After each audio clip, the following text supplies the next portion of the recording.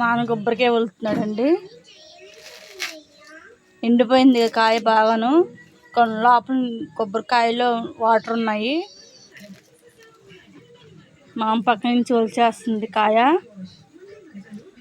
నేను కొట్టి ఇచ్చా 2 కాయలు, మిగతావి చాకు తీసేస్తుంది. పొద్దున్నకి ఇడ్లీలోకి అండి, చట్నీకి ఇది. మా నాన్న చట్నీ ఎక్కువ ఉండాలండి. అయ్యో పాప, మా నాన్న కష్టపడుతున్నాను తీర్థకి. నేను ఒక్క 5 నిమిషాలు తీస్తాను చూడండి. పిలిచాడండి మా నాన్న. మేము కొబ్బరికాయలు కొనుక్కోక్కర్లేదు, మాకు చెట్లు ఉన్నాయి. ఇది నైట్ 8 గంటలకి ఇది.